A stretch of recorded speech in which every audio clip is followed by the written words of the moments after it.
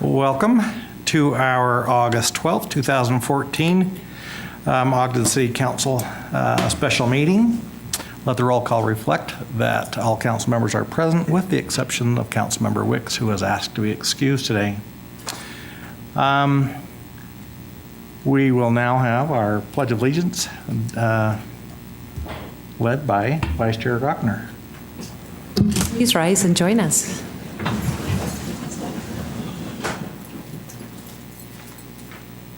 I pledge allegiance to the flag of the United States of America and to the republic for which it stands, one nation, under God, indivisible, with liberty and justice for all. Those minutes. Yeah.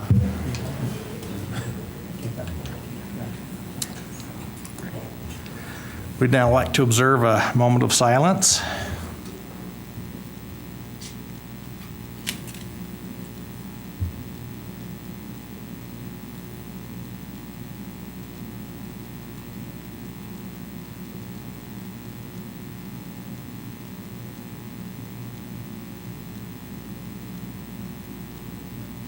Thank you.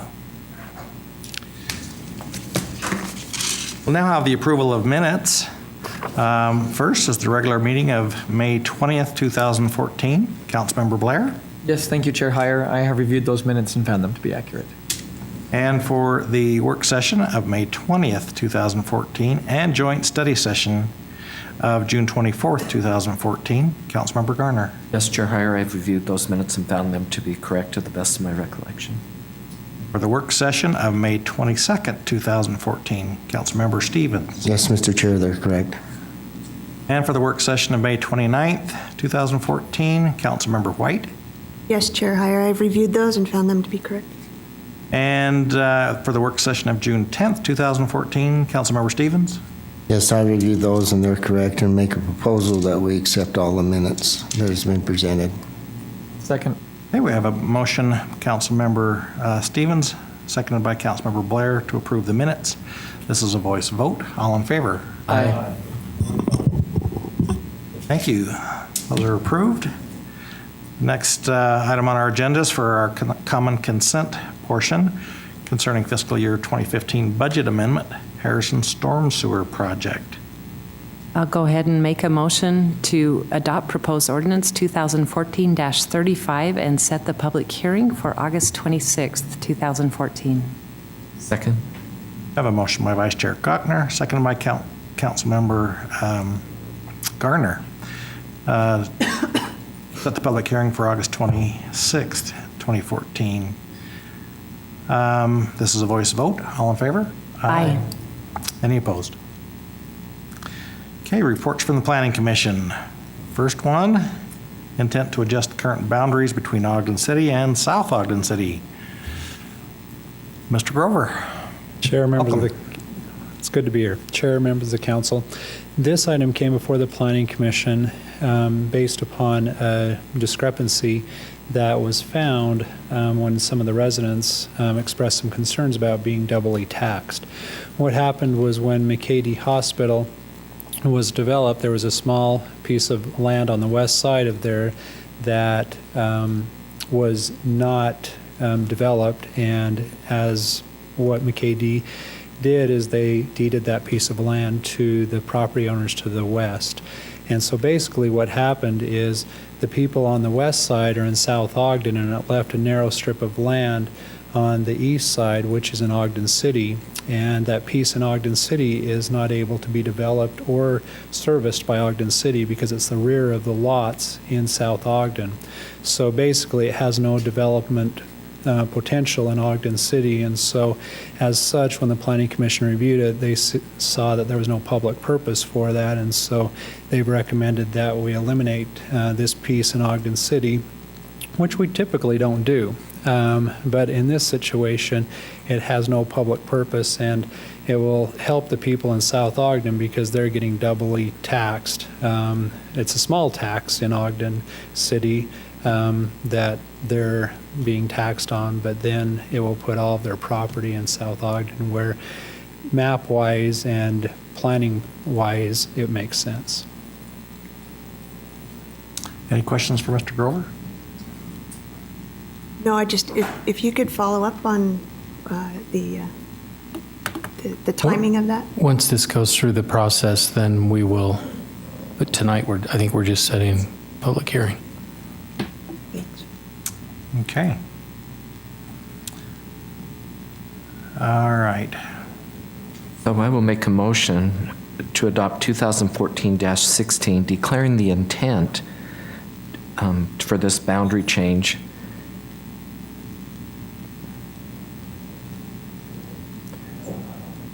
And now, is this something we And need to have two? I'll second that, and then we'll set the public hearing with another motion. Oh, with another motion, okay. Okay, we've got a motion by Councilmember Garner, seconded by Councilmember Blair, to adopt the resolution 2014-16. This is a roll call vote. Councilmember Blair? Aye. Councilmember Gardner? Aye. Councilmember Stevens? Aye. Councilmember White? Mayor Gochner? Aye. Chair Hire?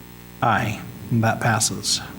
And with that, I will go to item number 2 of this resolution to set the public hearing for October 21st, 2014.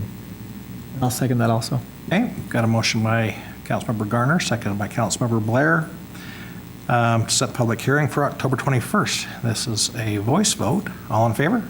Aye. Not a voice vote? Oh, okay, great. All right, the next item is concerning mobile food trucks. Welcome back. Chair, members of the council, when the Planning Commission reviewed this item, there was two things that they looked at for the mobile food trucks, and that is to consider them on private property and on public property. I'm first going to talk about the public property and things that they looked at. But before I do that, one thing that they were very concerned with is the impact that this could have on brick and mortar restaurants. That was one thing that was of most concern to the Planning Commission. And the petitioner also wants to make sure that there's a balance there as well, they expressed in the meeting. And so staff did meet with brick and mortar restaurants quite extensively, and then also they gave input in the meeting as well. And some things that they discussed was on public property, they wanted to make sure that the mobile food trucks, that they were parallel to the street, that they weren't located in angled parking, because if they are located in angled parking, then they would come out into the street and it could provide a hazard to the people who are using these facilities. And when they're located parallel to the street, they wanted to make sure their window was facing the street so they weren't, again, going out into the road. Another element that they looked at with this is when they do park parallel to the street, that the canopy that they put up from there does not impact any of the street trees or light fixtures in there. And so they put a restriction on how far it can go out into the public right-of-way so it doesn't impact any fixtures or anything like that. They also wanted to make sure that one thing that they noticed when looking at other cities is that the impact that they could have with trash and putting other furnishings out there. And so they limited it to no furnishings being provided out there, except they need to make sure they have a trash can out there so that they're taking their trash and they're not using our facilities, our public trash cans, and filling those up. So that was something they also looked at. They also, for all of, whether they're on private or public property, they wanted to make sure that they were not idling, because Ogden City is an idle-free city, and we wanted to promote that. And so that's something as well that we wanted in there to make sure that we are sensitive to the environment. And then also being sensitive to the business owners downtown and making sure that they're not playing loud music or things like that. And so they put some restrictions on that as well. When looking at on the private property, some things that they looked at and talking with the health department is the importance of making sure that they have the proper restroom facilities. And this is important just without saying. And then on public property, it's not required because they're only going to be there a short period of time. And the reason for that short period of time is they've just looked at allowing them to be parked the regular time that cars are parked along there. So typically it's a 2-hour time period, and so they'd only be able to park along the streets for 2 hours, and then they would need to go to another location. And that's so that it gives other people the opportunity to experience their cuisine in different areas, and also at the same time that it's not creating a parking congestion, because downtown parking is an important thing. They did have a restriction of 5 throughout the city, and they were just looking at this happening in the CBD, in the Central Business District, the Central Business District Intensive, and the C2 zones and the C3 zones. And so that's where they looked at this happening. Right now, they are currently allowed in the manufacturing zones. And so based on that, the Planning Commission has forwarded this petition on to the council to look at, and those were the things that they looked at. Any questions for Mr. Grover? Can you go over the citation and the penalty phase of this? Yes. What happens is they are given a notice, and then they have 14 days to respond to that. And then if they don't take care of it within that time period, they are given a penalty, and then additional penalties if they don't come into compliance. They would be required to come in and get a permit for this, and that would be one of the requirements as well. And the business, go ahead. Go ahead. Those penalties are no different than any other code enforcement. Correct. It's exactly how we treat any other enforcement issue in the city. It wouldn't be any different for this type of operation. And so they'd require a business license that they'd have to obtain, and what's the price of that?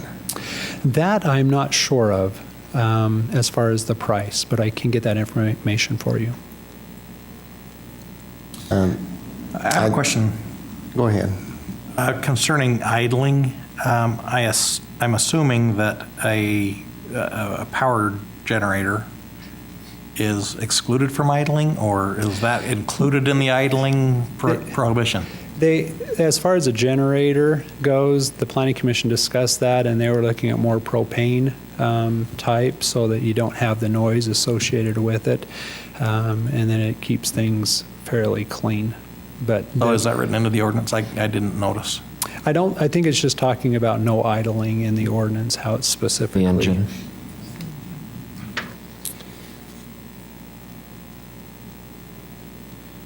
Yeah, it's just vehicles are not allowed to idle. That does not govern the generator then? Right, it doesn't include Okay. the generator. Yeah.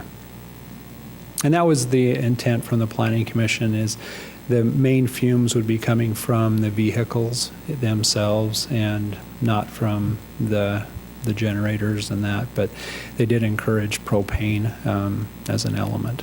Okay. Thank you. Could you put up the map that shows where the restricted areas would be operating? And Glenn, can I get a copy of that from you?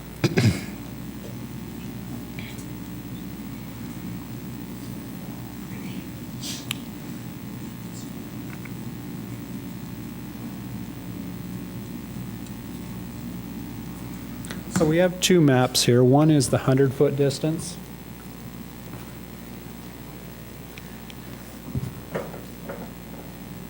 See if that comes into focus here. And while this is focusing, the area in blue is where they can be, and the red lines are the restricted areas, correct? Correct. So as you can see, there is the ability to still have it in the 100-foot area, and then the 200-foot area. is shown here, and so it does, it's a bit more restrictive, but still it is allowed in those areas as well. And this was a concern that the Planning Commission had as well, and so when they first reviewed it, they tabled it and asked staff to go through and make sure that it is doable, because they were concerned about creating too many restrictions, but then they also wanted to make sure they had sufficient restrictions for the brick and mortar restaurants. Councilmember Garner, if I could just make a clarification on the map. From what I understand, the blue is the CBD zone, the lighter color is the CBDI zone. So they would be able to operate in both of those. It's just the red lines that are the restriction. Correct. Correct.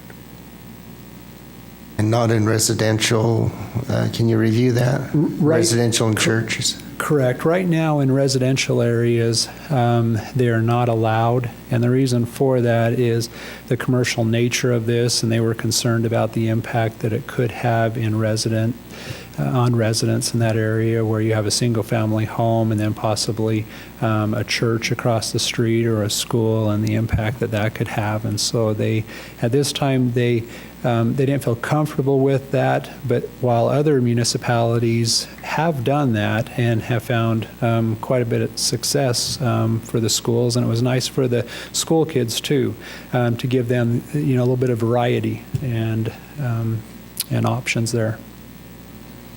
And one municipality that we looked at quite extensively was in Flagstaff, Arizona, because it was, a lot of the cities were a little bigger than Ogden City, and we're trying to find some that were similar in size. And the university, the staff that we contacted there, they found that the university enjoyed it as well as the high school students too. I understand University of Utah does a food truck, is that correct? They do. Yeah. Did you get any information from? We did. We contacted Salt Lake City and the University of Utah. They use them, and they've been successful in that area, and they haven't had any major issues with them. So, yeah. And they work out that arrangement with the private property owner. Correct. Correct. And our ordinance, the way it's written, does not allow that to happen at this time. Right now, it does not. There was still a little bit of reservation from when the commission reviewed it on the impact that it could have still on the residents in that area, because a lot of the times around schools you have residents around there, and they were concerned about the impact that could still present. And describe to me where a C2 or C3 zone is. The C2 and C3 zone, first off, C2 is community commercial and C3 is regional commercial. And C2 and C3 are typically found along Washington Boulevard outside of the Central Business District. The Central Business District is typically when you have the Ogden Arch on Washington Boulevard and then 26th Street, that's the CBD. But then when you go north and south from there, you enter the C2 and C3 zones. And then on 12th Street in certain areas, you have C2 zone, and then up on Harrison Boulevard, there are sections out north or south of town, the Smiths and that area, you go into C3. So those are typically the C2 and C3 zones. And Mr. Grover, in the downtown area, will you just kind of maybe highlight a few places where it would be allowed? Yeah. In that inner part that we just So, for instance, there are certain areas around the municipal block on the west side. There could be the possibility. There are areas over by the Summit Hotel in that area. You have areas along Wall Avenue where they can be located. You do have some restrictions on Washington Boulevard, but there still are areas that they can locate on Washington Boulevard. But you do have some brick and mortar restaurants along there, and so that does restrict them. And then you also have the temple, and then you have other churches in the downtown area that would restrict it. But there are areas in the downtown area that they could be located. It's just a little more restrictive as opposed to when you get out into the C2 and C3 zones. And currently, Currently, they're not allowed in the C2 and C3. This would fix that so they could. It would. The only thing that's allowed in the C2 and C3 right now is beverage and produce. So that's how the snow cone shacks fall into it. They fall under a beverage, and so they would be located. But they have to be located right now on private property. Can you review the language for how there is or is not access by churches? How it came about? No, just what it allows and what it doesn't allow with this ordinance. Yes. What came about, too, would be handy. So right now, it would only, the churches, it would only be allowed in the C2, C3, CBD, and CBDI zones. In residential areas, it wouldn't be allowed for churches to have an operation unless it falls under a special event. And that would still only be allowed in the C2 and C3 zones. But in the C2 and C3 zones, they could have it on private property if they chose to. They would just have to meet the bathroom requirements and be on a hard surface area. And that was a concern too, as they wanted to make sure that it's on a hard surfaced area so that they're not just going into an unimproved area when it's on private property. And the current language too also has restrictions on getting permission from the church, and then it gives a waiver to come closer along the public street. So in other words, if they do get permission from the church, then they can park in that public right-of-way? Right. Okay. Yep. And then that 100-foot distance is out the window. So 100-foot distance for churches is from property line, and the 200-foot distance for restaurants is from the entry. If this is approved, when would they be in operation in Ogden? Once it's approved, then we just have to get the licensing and that taken care of, and then the procedure's there, and then they need to come in and get a permit. And So how long would that be, roughly? probably, I wouldn't think it would take that long, a week, week and a half to get that in place. Yeah. They would need to, get with the health department and meet those requirements. And so, working that through business licensing and that, it's going to take a little bit of time, but, a week or two, they could probably do that. Could you review also if we have a vendor coming into the city, if he has his main production outside the city, how that affects, or if he has operations of his production inside the city? How does that work?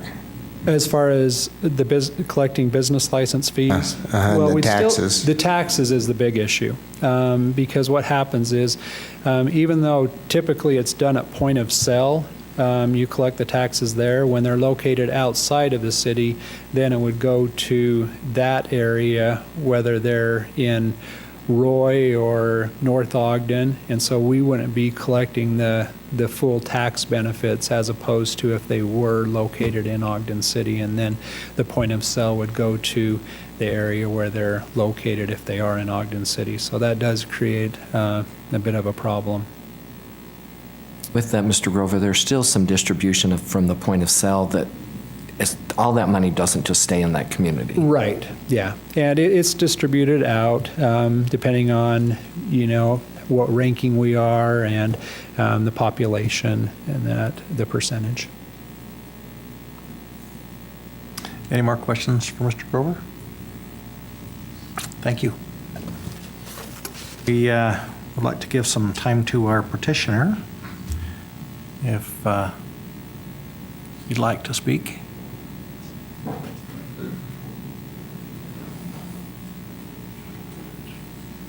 If you could give us your name and address for the record, please. Brodian, you my address, you said? Yes, please. Oh, I live in Roy. It's 5987 South 2700 West, Roy. I'm the owner with my wife of Feedback. It's Feedback Rock and Gourmet Grilled Cheese Truck. And we've been in operation now for a few weeks. We have all the proper licensing already.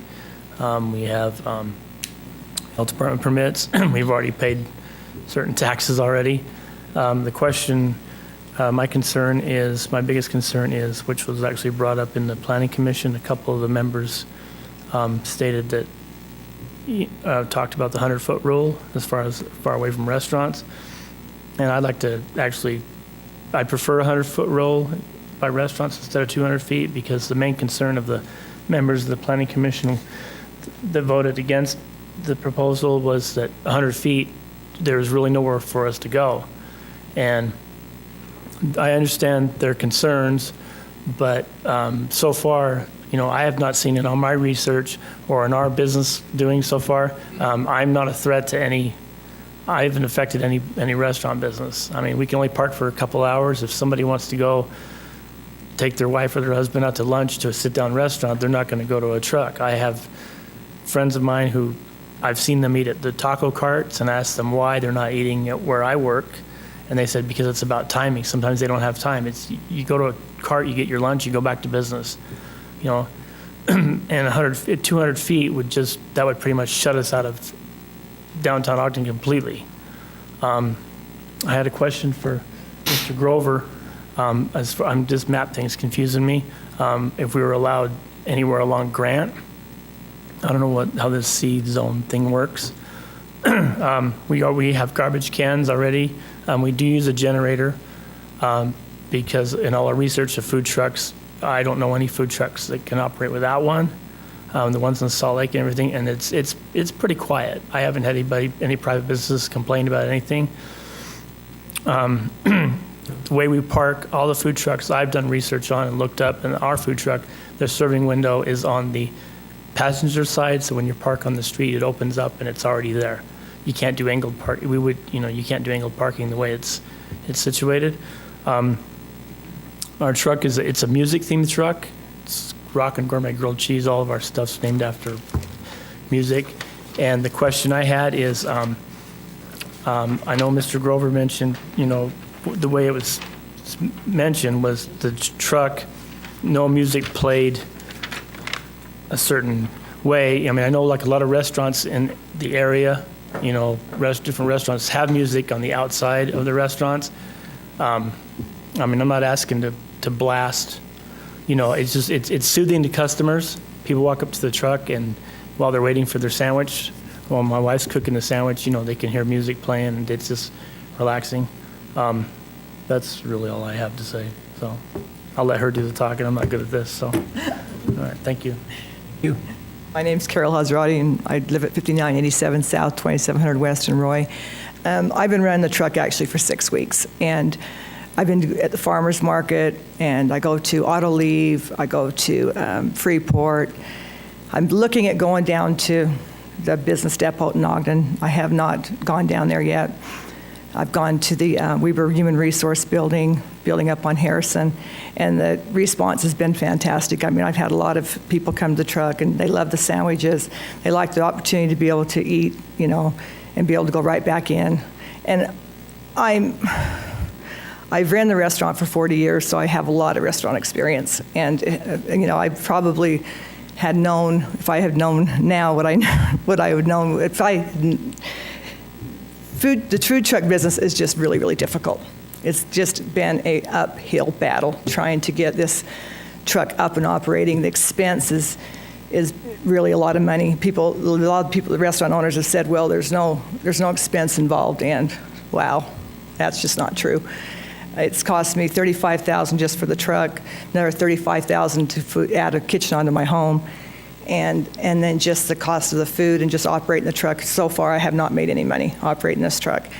And, the restaurant owners, I was kind of taken back by one of the comments in the paper by one of the restaurant owners on 25th Street. He said that he felt like any food truck that operates in Ogden should be tied to a brick and mortar restaurant. And I thought, wow. Obviously, he has not even gone out and ventured to look at the cost of opening up a food truck. And if I had a restaurant, there is no way I'd want to operate a food truck out of it, because it's a full-time job. I wake up at 6 o'clock in the morning, I start doing my prep work, and I'm running that truck till 5, and then I go home and you're cleaning the truck. It's a full-time job. It is a lot of expense and a lot of upkeep, and especially to have a nice truck and to keep it clean, to keep it functionable. And I don't know, I just feel like Ogden City, I know that it's not the people in Ogden City or the council or anybody that's opposing, it's just the restaurant owners. And I don't feel like they have the right to tell me where I should be able to operate and shouldn't be able to operate. Tony Hazrati, and that's my father-in-law, he told me years ago, Carol, when you have a business, you always worry about your business. You keep your focus on your business. You don't worry about what anybody else is doing, your competition, because the minute you take your eyes and your focus off of your business, you set yourself up for failure. So to me, that's kind of what the restaurant owners are doing. They're setting themselves up for failure by taking their focus off of their business and worrying about a food truck. A food truck is an operation that caters to people who have time restraints, and the time restraints on me anyways. I can only sit for 2 hours. I can't sit outside of a restaurant, which I'd never do anyways, and try and peddle tacos or anything else to anybody. I just wouldn't do it. But, you know, I don't know. I just feel like the restaurant owners don't really understand the food truck business, and they're threatened by it. But I don't really know why, because I don't really feel like anybody that's going to walk up to it's going to have, like my husband said earlier, has plans to eat in a restaurant, is going to see my food truck and go, oh, let's go eat there instead. Because the restaurant is a totally different concept than a food truck. It's 100% different. It's not the same thing. And having run a restaurant for 40 years, I know that people, when they'd come in the restaurant and eat, they came in there so they could sit down, enjoy dinner with their family, have a conversation, and food truck, you just can't do that. But May I say one more thing real quick, sir? You can do it quick, yeah. Okay, real quick. We did inquire with Weber State, and the gentleman wanted 35% of our profits, so we told him no. And real quick, I think it would be wonderful to be able to go to high schools, because we have a lot of people, and also maybe table for later, parks. I know it's not on the agenda, but we've had a lot of people asking us about, you know, when they have soccer games and baseball games, softball games. So, all right, thank you. All right, thank you. Appreciate your comments. The one question, Mr. Chair, I have for them is, do you feel the restrictions are too restrictive that you're asked? And either you or your husband. yes, I feel like the 200 foot is restrictive. It pretty much blocks us out of inner city Ogden altogether. You know, I mean, it's really restrictive of where we can go. And another thing is I am not going to sit on Washington Boulevard and try and sell my grilled cheese sandwiches just to people that are walking up, because the people in Ogden, it's a blue collar town, and they probably don't have a lot of money to spend. That's why the food carts are doing so well, because they do 2 for $1, you know, and they have lineups of people. And so probably my main focus in far as Ogden would be to basically do business when there are functions going on, when there is something drawing people to downtown Ogden that I could take advantage of. But as far as like actually parking on the streets in Ogden every day or even once a week, I doubt very seriously I would do that, because I just don't feel like there would be that many people coming to the truck to patronize me, to make it profitable for me. So I'm looking mainly, my main focus during the week is going to be on the outside in the summertime, taking advantage of the farmers market like I'm currently doing. And, you know, Standard Examiner has the Friday night block party, those types of things. That's where I'm going to probably be doing most of my business. I'm Peach Days, Roy Days. I'm going to mainly be doing all my business on vending events. That's kind of what I found is profitable in this business. It's not really parking on the streets. I mean, if in the future food trucks became acceptable in Ogden City, and I saw, you know, there was a market for it, which I'm trying to introduce, but if it becomes something that people want and you see more food trucks out there actually trying to do business, then I think it would be wonderful to be able to do that. But right now, it's not probably something that I'm going to do. I'm not going to be parking on the streets, especially if it's as limited as it is right now. It's just, you know, in the beginning I thought that it would be a possibility, but it just seems to me like it's not really going to be much of a possibility, so I'm probably going to, you know, not be parking on Washington Carol, with Boulevard. that, in the beginning, you know, you just mentioned that, but on the petition, it has the original request was for 200. That was me, and that was my fault, because I didn't understand when I originally petitioned at 200 feet, I didn't understand that, you know, how limited I was limiting myself to. So that's my fault, you know. And I was also trying so hard to work with the restaurant owners. I didn't want to offend any restaurant owners and make somebody angry. And, you know, being in the restaurant business for 40 years, I really wanted to work with the restaurant owners and have them on board with food trucks, you know, instead of feeling like I'm a threat to them. So I originally proposed a 200-foot thinking, oh, well, if I do a 200-foot, not really realizing how many restaurants are in downtown Ogden, and then not realizing either that I was going to be locked off of 25th Street in the Junction. Because that's basically, when everybody goes to Ogden, they go to 25th Street or the Junction anyways. The movie theaters, everything's on 25th on the Junction.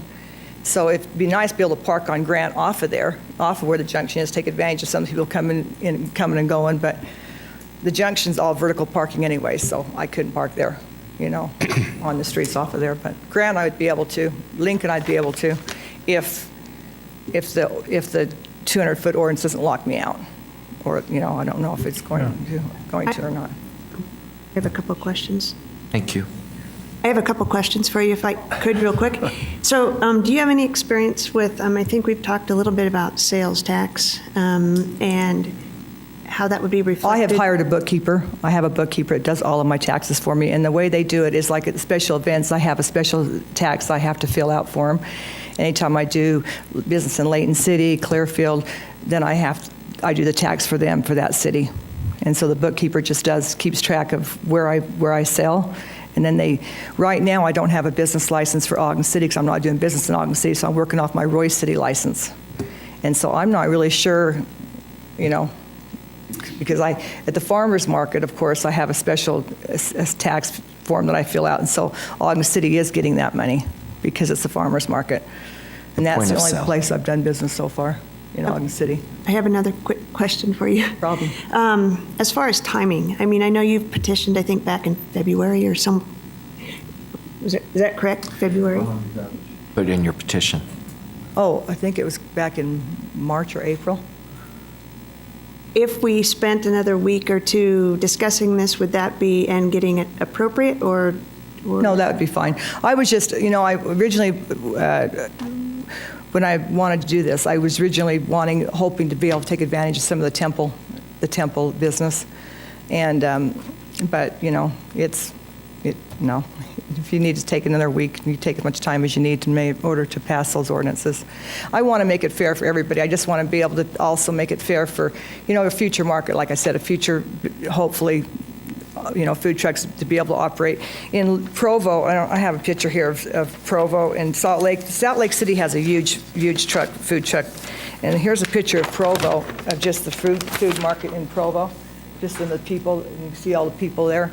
That's food. They have a food truck Friday, and it just how many people it's drawn to downtown Provo. It's crazy. It's just blowing up in other cities. Do that. Where's that located when they do that? They block off a street, I think is what they do, and they just bring in a bunch of food trucks and Okay. yeah, it's a growing market, and I know that eventually that it will be big, and I do believe that eventually Ogden City can take advantage of that, and it will bring people into downtown and into other businesses, I do think that it's going to help, but it's just going to take time, I think, for people to grow, have a grow on it, I guess, Thank you. I do have another question.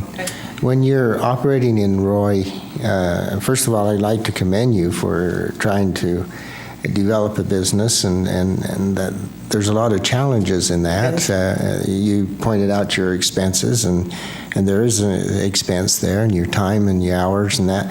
But when you operate in Roy, what areas can you operate in, and what areas can you not operate in? Actually, I can't operate in Roy. Oh. Roy does not allow food trucks, even on private property. Okay. So Roy, my business license is out of Roy because that's where my kitchen is. My commercial kitchen's in Roy, but I actually can't operate in Roy. So the Roy City does not allow food trucks. Clearfield does, Layton does, Kaysville does, but they're all on private property, exactly like Ogden City. So it's all Do you operate in those other cities that you mentioned? I've actually operated in. I guess actually it is Riverdale, because I do the American First Credit Union, and so I operate the American First Credit Union Operations Center in Riverdale, and I actually do the one on 1900 and Roy. Roy hasn't said anything to me yet about it. I don't know.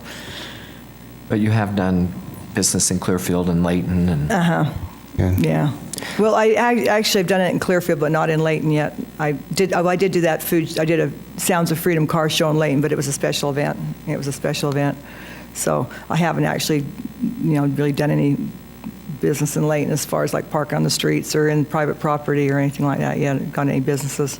And in Ogden, you've participated in the farmers market, and you've found some success with Oh, that. it's really good. Farmers Market's it's been fantastic. I love it, and I love the people in Ogden. And I know so many people in Ogden from working at the El Matador for 40 years, I have a lot of people that come up with the truck. Carol, what are you doing? Oh my heck, why didn't you start doing this? And so, it's exciting, and I love it, and I love being able to have the opportunity to do business. And thank you, Mr. Stevens, for telling me that, because that means a lot to know that, because the challenges that opening a business it's a lot. It's a lot of expense, a lot of challenge, but I believe it's going to be worth it.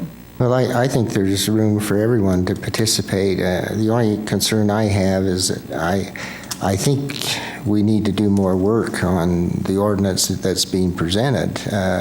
You brought up some issues, and we talked about some of those issues in council meeting, and there are some answers that we have to come up with, and we can make our ordinance even stronger by looking at some of these concerns that we have. So Absolutely, and I understand that, because I'm not going to be the only person operating a food truck.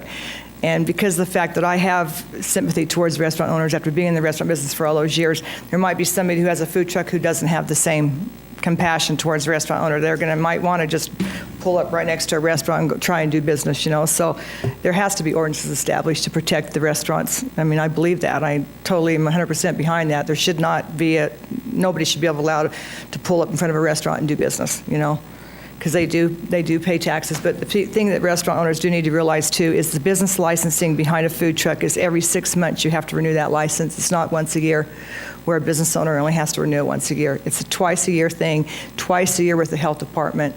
The licenses only last for 6 months, and they're not cheap. They're expensive for Davis County and for Ogden City.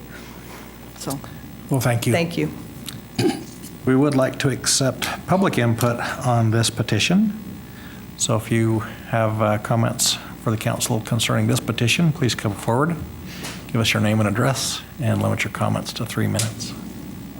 Andy McCready, 1956 Anasazi Drive. I've got a couple of questions. I got thrown into this mix. I have a piece of property I'm representing on 2004 Washington Boulevard. Boulevard Automotive. I've been requested to allow a food truck to go on there. It wasn't my idea, but I got thrown into this.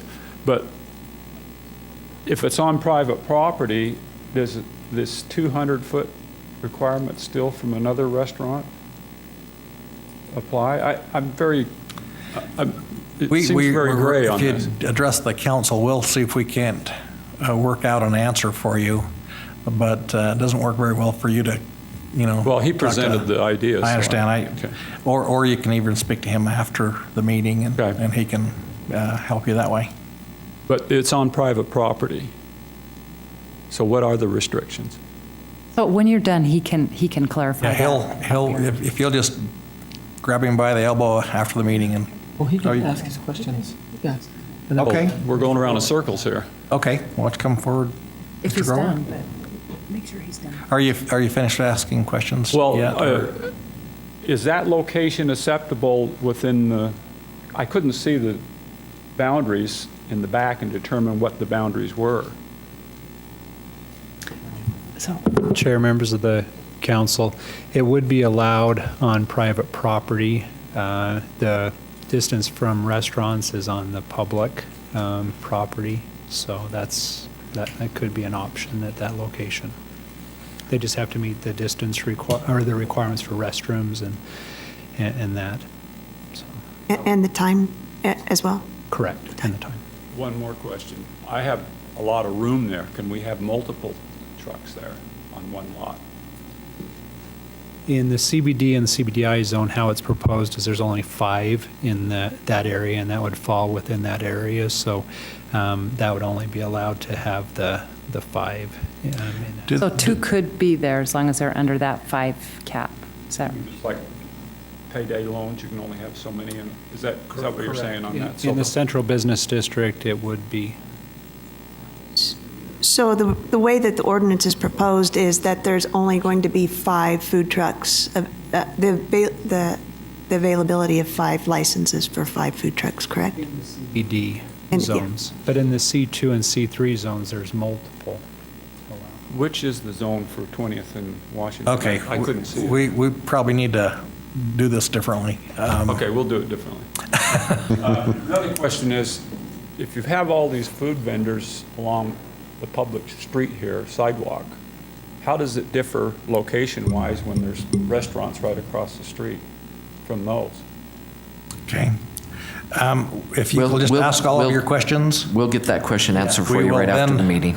we'll then see if we can't address each of them. No, just after this one, we'll talk to you. Is there anyone else? Yes, come forward, please.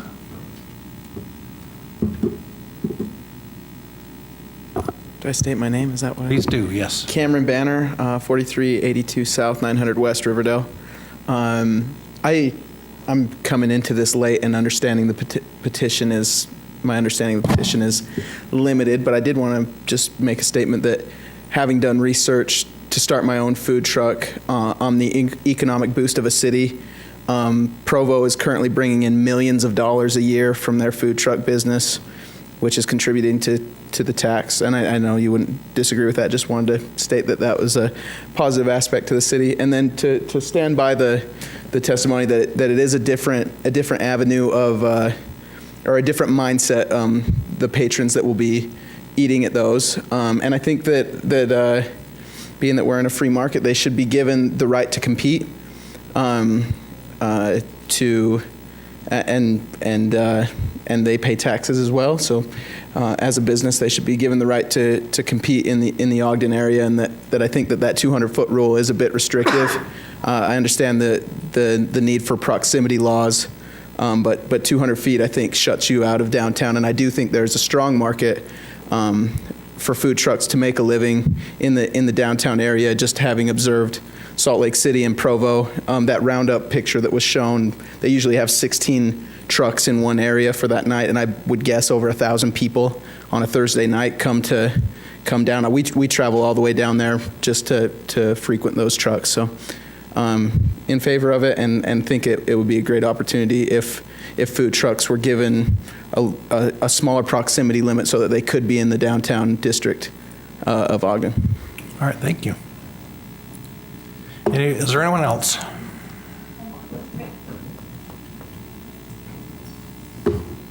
Hi, Alyssa McNeil, 652 North, 800 West, Clinton, Utah.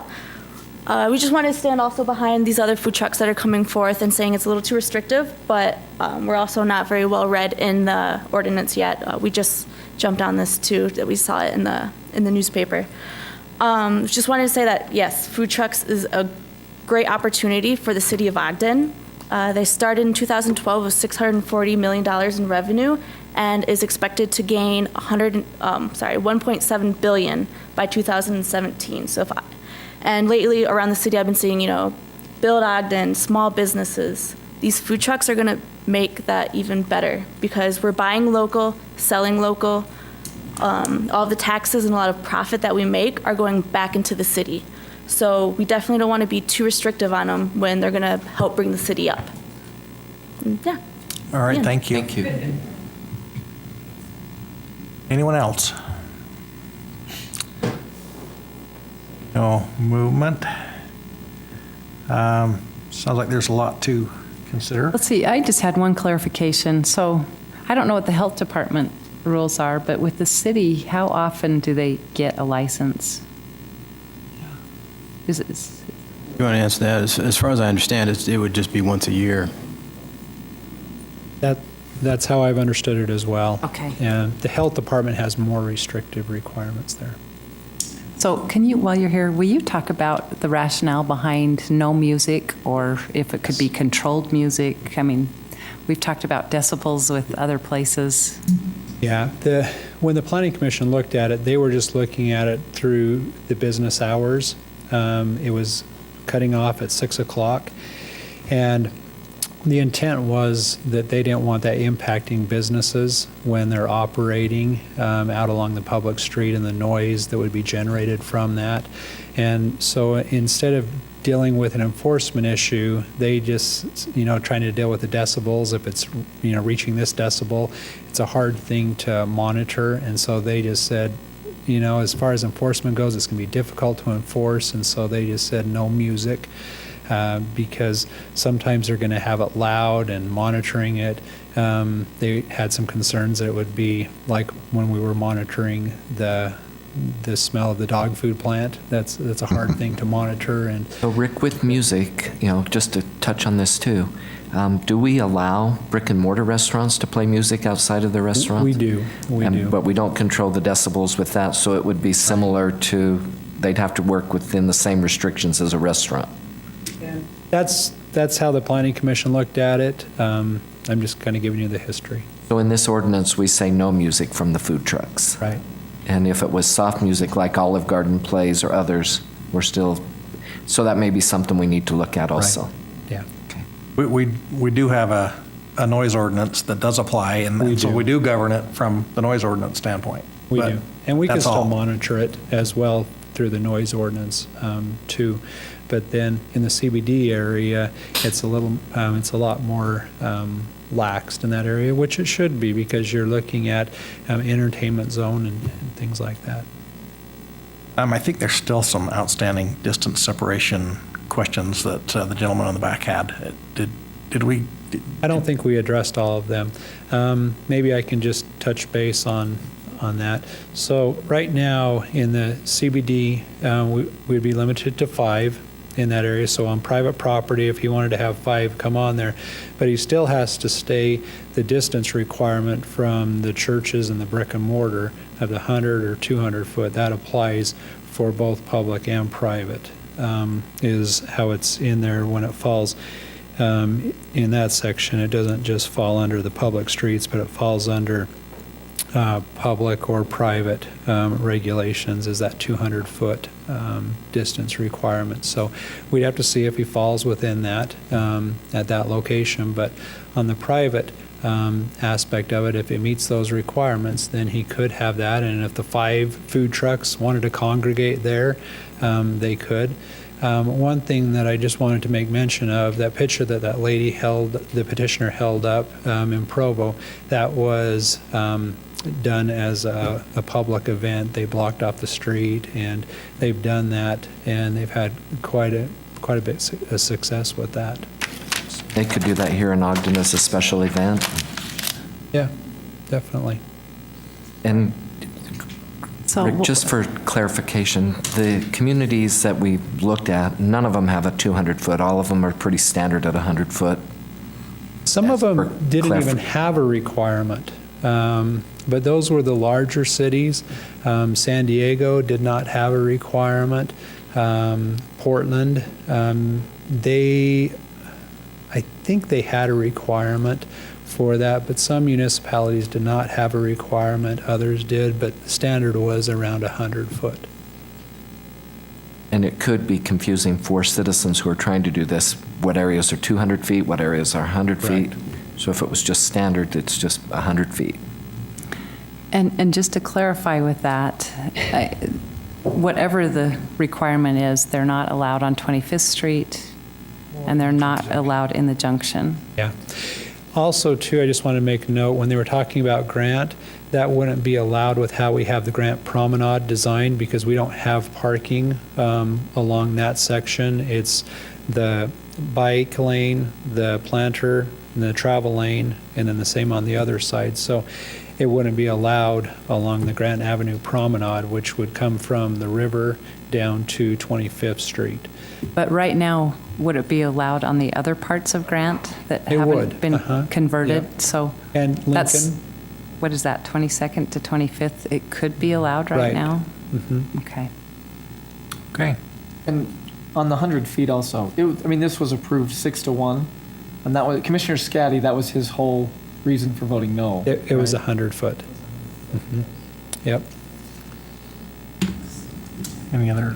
Well, I know we had discussion, if this does pass, that there was agreement to next April review it and see if we want to be more or less restrictive or amend it.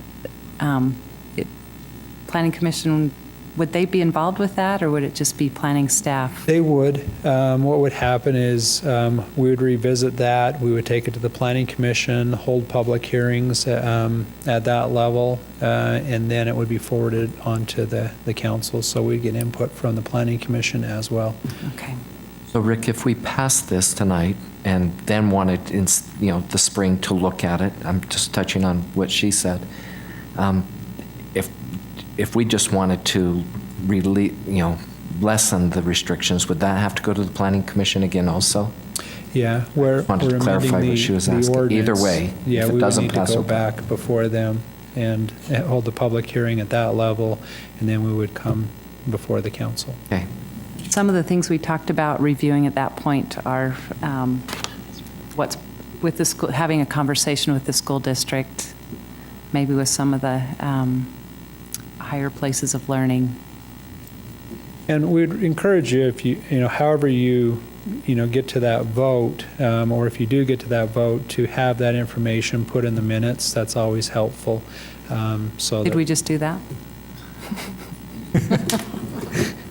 I didn't hear a motion, but I'm getting old. Got it. So I'm going to bring this up again. I have two issues, and the first one is do we really want to have food trucks or not? And I think, speaking for myself, that I think that having more food choices and those kind of things are great, added business. I think the second thing, though, is what's a little bit hard for me, and that's setting the rules and the regulations. I think we first have to economically protect our citizens of Ogden, and I appreciate your sales tax. That helped me a little bit there. Answer. The second, though, is I think we need to help the current businesses and the new businesses coming in flourish. And I think what we've done here has been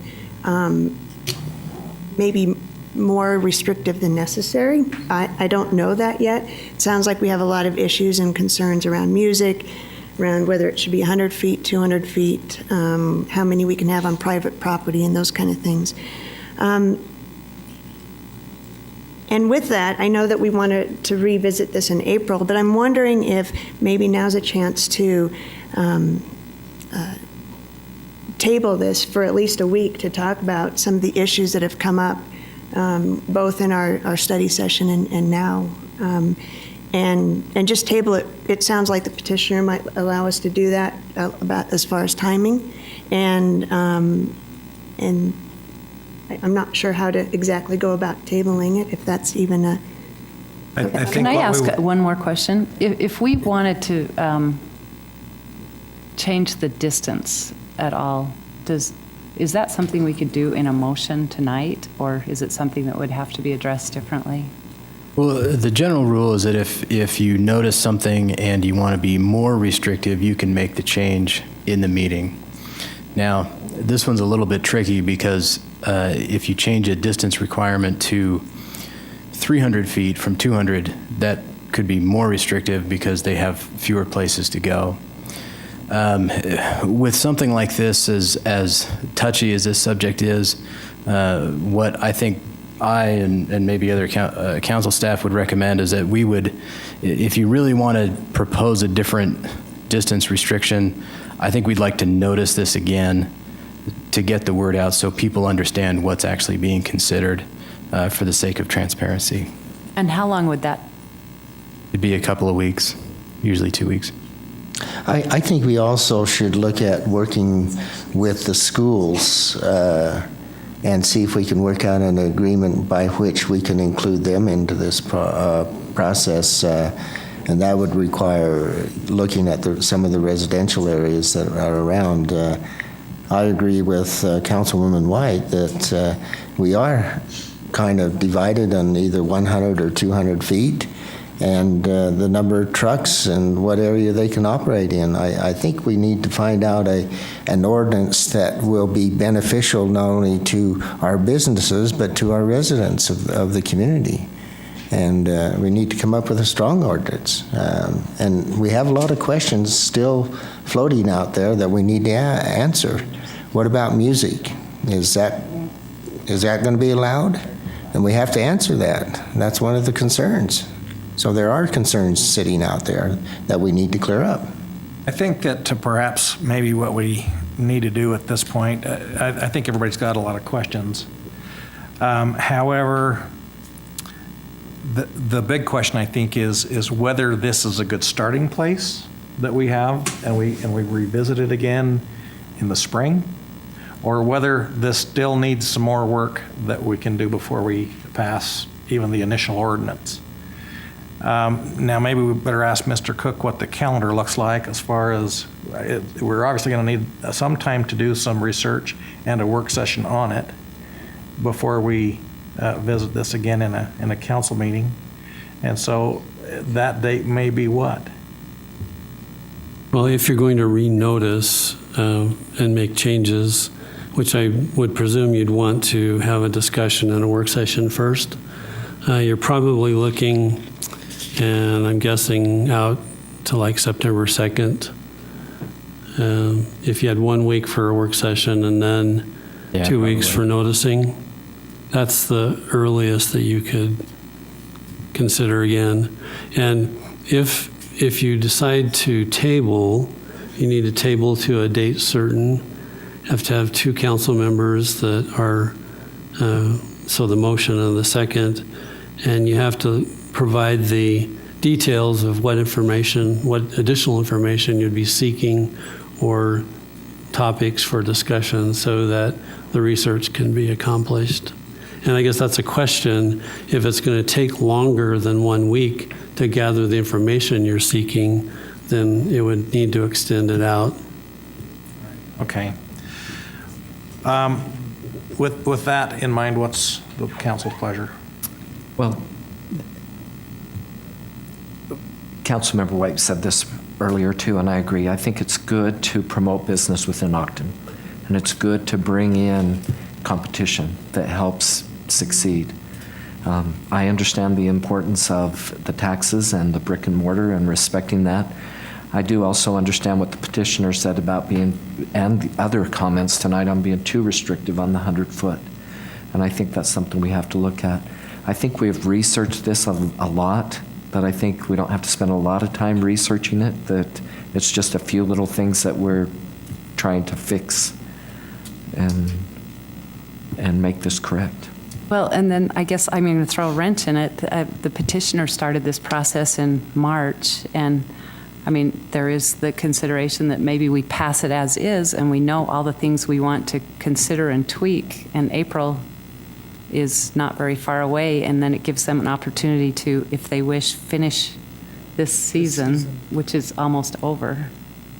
But I'd rather have an ordinance that was strong and viable and answered these concerns. I don't think the restrictions that we have, I don't think they're going to give us much information.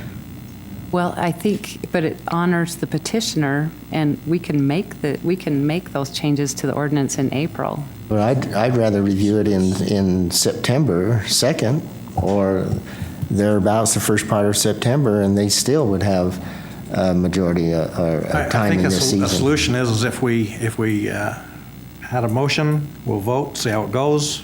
And then we'll proceed. Let's, with that, then I will go ahead and make a motion to adopt this ordinance with the caveat that we have lots of things that we want to consider and tweak by next April, and some of those things consider involving the school district in a conversation about the high schools, the distance, the music, and the university. And I'll second that. Okay, we have a motion by Vice Chair Gochner, seconded by Councilmember Garner, to adopt this ordinance. And this is a roll call vote. Yes, you can make a comment. Can I have the caveat of that we have a review definitely in April?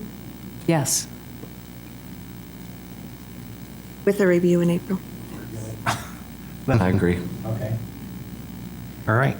This is a roll call vote. Councilmember Garner. Aye. Councilmember Stevens. No. Councilmember White. Aye. Councilmember Blair. Aye. Vice Chair Gochner. Aye. Chair Heyer. Aye. That passes.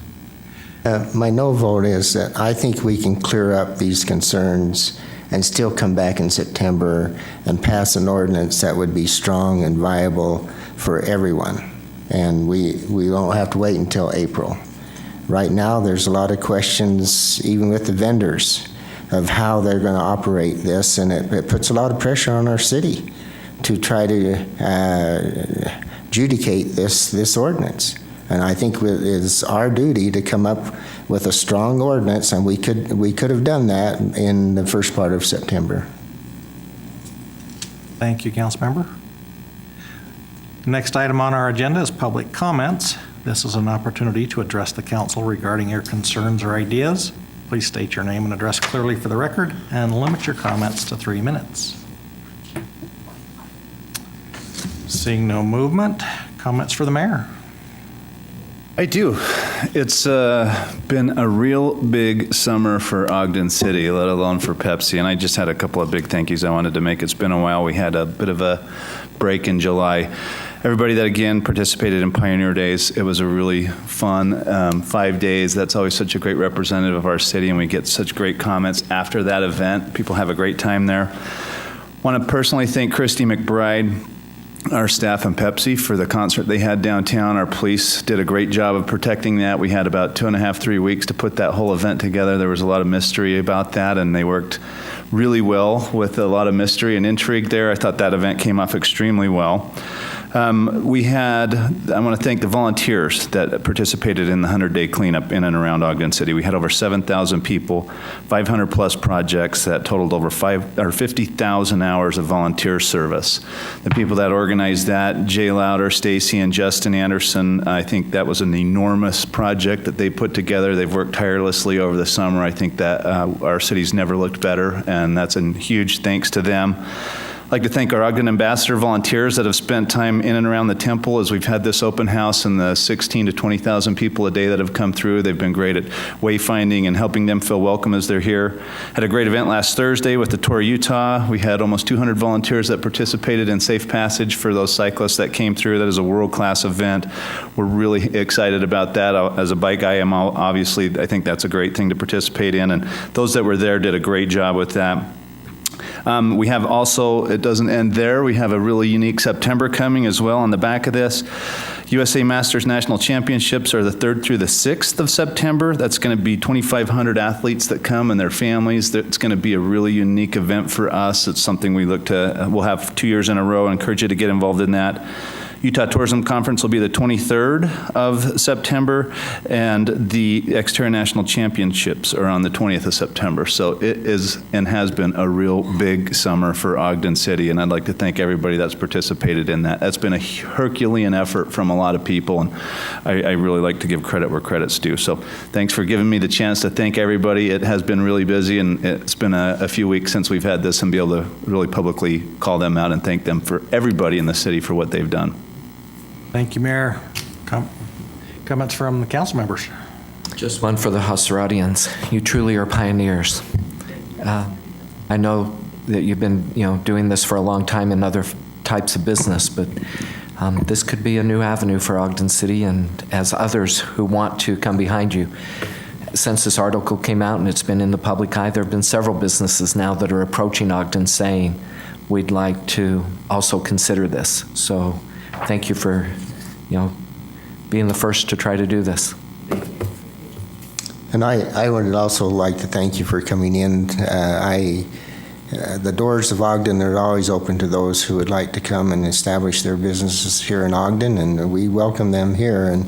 And I echo what the mayor has said. Many of the comments from the open house is that they can't believe the transformation that Ogden is going through. They like it. They think it's beautiful. They're excited about it, and I believe a lot of our visitors that are coming into the city this month in August will also return and participate in the other events that we have coming up, not only this year, but in the future years that we have coming. So it is a real boosted event for us, and people enjoy it, and they like it. Any other comments? Motion to adjourn. Have a motion, Vice Chair Gochner, and seconded by Councilmember Stevens to adjourn. All in favor? Aye. As a reminder, the City Council work session will be held immediately following this meeting, and we will discuss council business. Thanks for all those of you who have been here.